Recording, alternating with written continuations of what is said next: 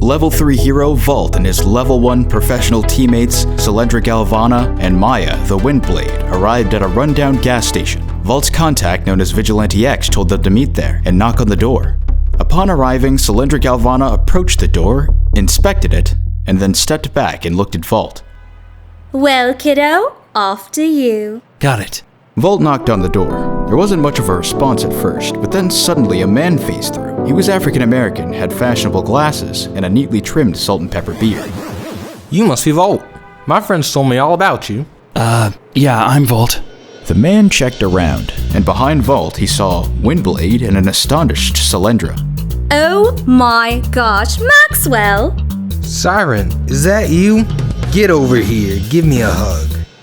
Siren was Solendra's old hero name. Clearly the two had history, and as if seeing an old friend, Solyndra came over and hugged him. Girl, you look too good right now. I could say the same about you. Gosh, I haven't seen you in ages. What's been going on? I've been hanging around, keeping the young upstarts in check. I'm a pretty big shot when it comes to vigilantes and carnelian now. And don't worry, I'll make sure we're straight with the law. Mostly. Doing big things, eh? We'll have to catch up so you can tell me all about it. I'll look forward to it, Zack. That's right. I wasn't expecting Vault to bring such a prestigious party. Name's Maxwell. They call me street magician around here. He shook Vault's hand, and then extended a hand out to WindBlade. I assume you're WindBlade, level 1 Amazonian swordsman? WindBlade looked at Maxwell with slight disgust, not even acknowledging his hand. I am WindBlade, yes. We are here off the books chasing a lead, and I would prefer not to waste time talking. Oof, such a sour response.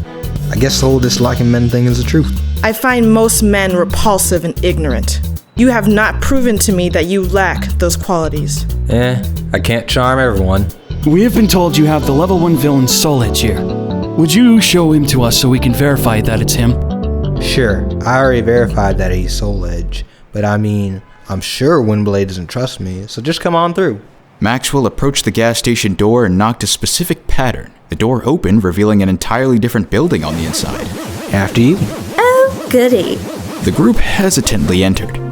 The building looked as if a few nice apartments were mashed together. Inside of this building was a rather nicely stocked base of operations.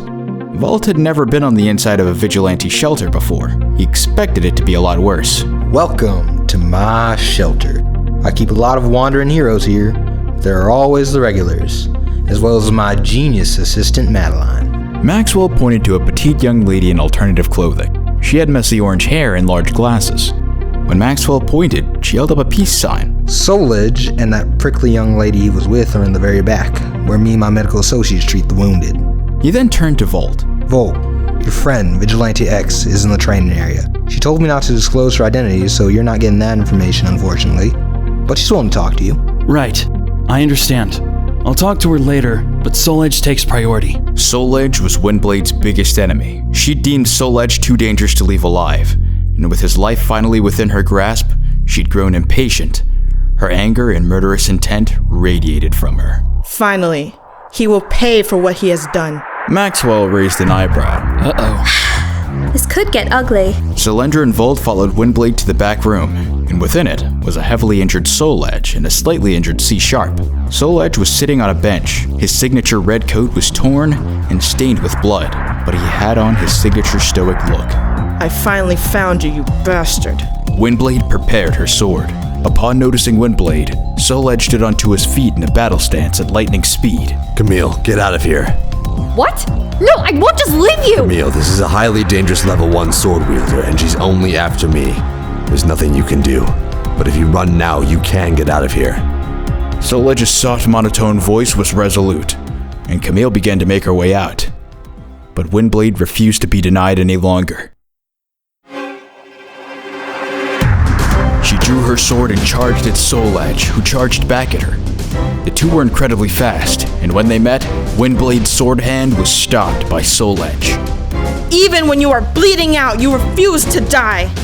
Soul Edge said nothing, but slowly began losing the grappling struggle the two were in. As soon as C# had left the room, WindBlade kicked him in the chest, knocking him back. Then she slashed her sword in one fatal blow. But miraculously, Soul Edge was fine. What? WindBlade's eyes widened and she slashed again, only to find that when her blade met Soul Edge, it phased through him. Phew, that was close. You almost killed him. Maxwell had suddenly appeared in the room near WindBlade. She turned to him with a feral look in her eye.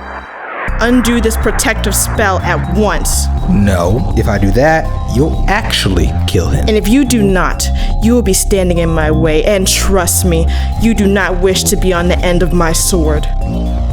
Well, I'm in your way. What are you going to do about it?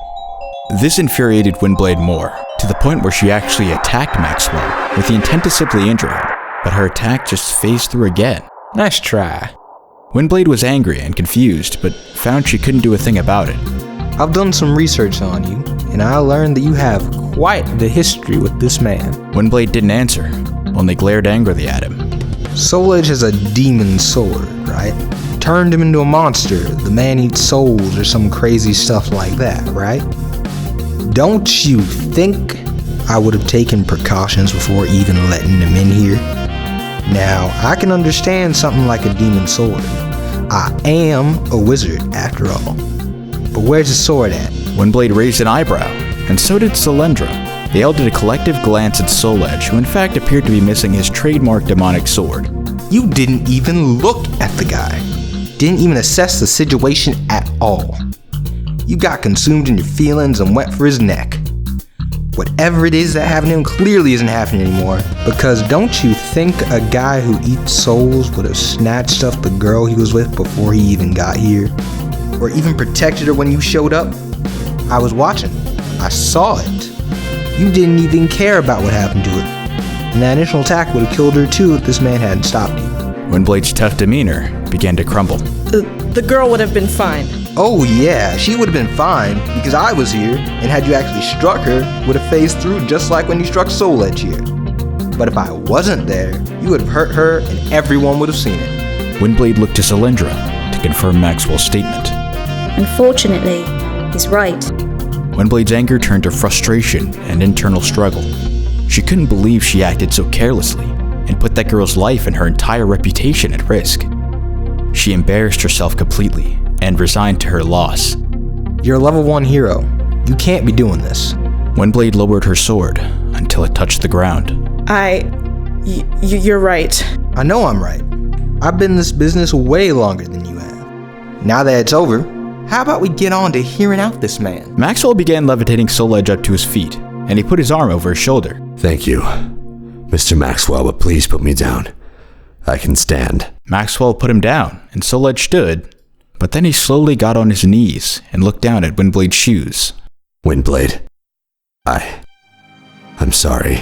Soul Edge's apology surprised everyone, especially WindBlade, but soon her hard exterior returned. I never said you could speak, especially not to me. She turned and prepared to walk out of the room. Hang on, WindBlade. I'm not exactly entirely keen on your past relationship with this man, Soul Edge. But considering he's heavily injured and he doesn't have his sword, maybe we ought to try and get information out of him, at least. Fine, you can do it. I'm not interested in indulging in anything else related to him while I'm here. She then turned to Soul Edge and glared at him one last time before leaving the room.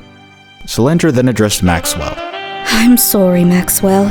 We were under the impression that Soul Edge was a heartless monster that we'd be forced to kill and, well, apparently he's done some rather unfortunate things to WindBlade's home. I figured.